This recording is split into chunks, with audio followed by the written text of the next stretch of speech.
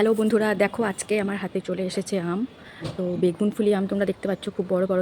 তো এবছরের এই প্রথম আম খাবো। এটার গন্ধটাই না আলাদা।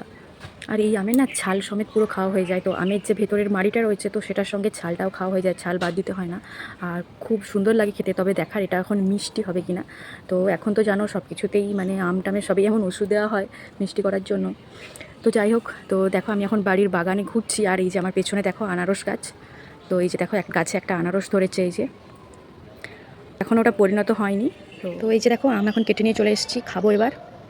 তো এই যে দেখো, তো খুব হলুদ মিষ্টি হওয়ার কথা, দেখা যাক।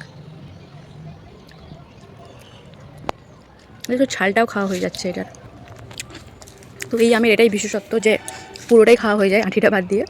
হ্যাঁ, মিষ্টি, প্রচুর মিষ্টি। তবে মিষ্টি মানেই কিন্তু এটা বিষ খাচ্ছি। তো এখনের সমস্ত ফলেই তো যা কেমিক্যাল দেওয়া থাকে পাকানোর জন্য, মিষ্টি করার জন্য, কিন্তু খেতে তো হবেই। তো গরমকাল, তারপর আম না খেলে হয়? বাজারের কেনা আম সত্যিই এখন খেতে ভয় লাগে, যা সব মেশানো থাকে সেই জন্য খেতে ভয় লাগে। কিন্তু খুব বেশি না হলেও কয়েকবার খাওয়া হয় কিনে। তো এবছরের এই প্রথম আম খেলাম এবং এটা যথেষ্টই মিষ্টি আছে। তো এখন লোভে খেয়ে নিচ্ছি। তো এই আমগুলো খাওয়া দেখলেই মা বাবা বলে যে এই আমগুলো খাওয়া মানেই হচ্ছে যে বিষ খাওয়ার সমান। তো এগুলোতে যা কেমিক্যাল দেওয়া থাকে, এগুলো যে পাকানো হয় তো বিষে ভরা, তো শরীরকে ক্ষতি দেওয়া। তো বাবা মা খুব একটা পছন্দ করে না এই বাইরের আম খাওয়া। তো ঘরোয়া যাদের মানে বাড়িতে আম হয় এবং বিক্রি করে তারা, তো সেই রকম দেখে খোঁজ করে আম নিয়ে আসে, আমাদের বেশি কিনে নিয়ে আসে। বাজার থেকে কেনার থেকে, মানে বাজারে কেনার থেকে ওইগুলো বেশি পছন্দ করে। বন্ধুরা, তোমাদের বাড়ির বয়স্করাও কি এরকম ধরনেরই চিন্তা ভাবনা করে? কমেন্ট করে আমাকে জানিও। আর গরমকালে তোমরা বেশি বেশি করে ফল খাও, তরমুজ খাও, পেঁপে খাও।